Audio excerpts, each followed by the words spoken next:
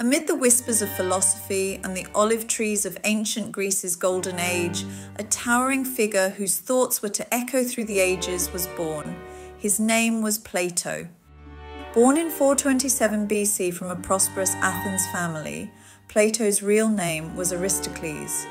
He was soon to embark on an intellectual journey that would influence the development of the Western school of thought.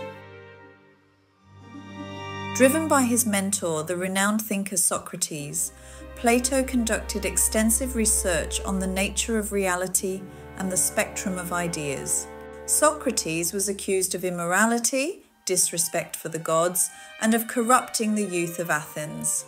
Some powerful people saw his approach of challenging authority and encouraging critical thinking in the youth of Athens as a danger to the established social order and traditional values. Because of his persistent defiance to authority and his unwillingness to follow social standards, Socrates made a lot of enemies within the elite Athenian society, some of whom may have viewed his trial and execution as a way to keep their hold on power and silence any opposition. In the end, Socrates was judged guilty and given the death penalty by swallowing a cup of poisonous hemlock, despite his persuasive defense throughout the trial.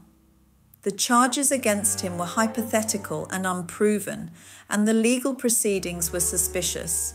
After absorbing oneself in the wisdom of past civilizations, Plato traveled to Egypt, Italy, and Sicily, where his ideas came together and laid the foundation for his most important work, the Republic. The central question of the Republic is, what is justice? Plato uses the analogy of creating the ideal city-state, ruled by philosopher and kings, to express his views on justice at the individual and social levels. According to Plato's idea, a just person is one in whom reason rules over spirit and hunger, resulting in harmony and balance within the soul. The soul is made up of three parts: reason, appetite, and spirit. Plato introduces the idea that the ruling class tells a story or lies known as the noble lie to the audience in order to preserve social harmony and order. This story or lie justifies the social hierarchy and the division of labor in the ideal city-state. Plato highlights the significance of education in forming people's character and values, and he suggests an intense educational system meant to encourage the virtues of wisdom, courage, and moderation among the protector class, who are tasked with safeguarding the city-state.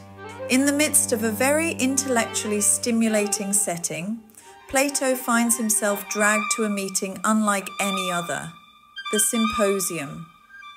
A yearly celebration of beauty, knowledge, and love, the symposium promises an evening of stargazing and conversation. Surrounded by politicians, poets, and other philosophers, Plato finds himself consumed in an explosion of thoughts and feelings. As the evening progresses and the wine runs freely, participants alternately praise the god of love, Eros.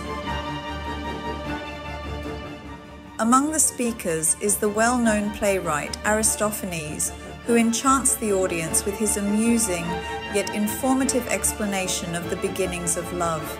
The humorous plays that Aristophanes is most known for, satirizing current political and social situations, ridiculing notable individuals of the era, and offering scathing criticism on Athens society, are what made him most famous. After all these years, Aristophanes' plays are still studied, performed, and honored for their timeless wit and relevance to the human condition. Aristophanes' plays were presented at the yearly Athenian dramatic festivals, like the city Dionysia, where they delighted and amused audiences with their clever wordplay, slapstick humor, and sharp social commentary. We learned about the wisdom of a single man, as well as the everlasting beauty of concepts that transcend location and time, when we studied Plato's profound insights and traveled through ancient Greece. The specifics of Plato's death are still unknown, but his legacy of philosophical writings and his lasting influence ensure that his name will live on in history as one of the greatest philosophers of all time. Plato spent his final years at his academy in Athens, where he continued to teach and write. His works would have a profound impact on Western thought for centuries to come. As we bid Plato and his intellectual journey farewell, let us carry on following his intellectual torch and continue to investigate, analyze, and seek understanding in a world full with enigmas just waiting to be solved. If you enjoyed this video and found it helpful, don't forget to hit that subscribe button and ring the notification bell so you never miss out on our latest content. Subscribing is completely free and it really helps us out so you can stay updated with our future videos. Also, if you have any questions or suggestions, feel free to leave them in the comments below.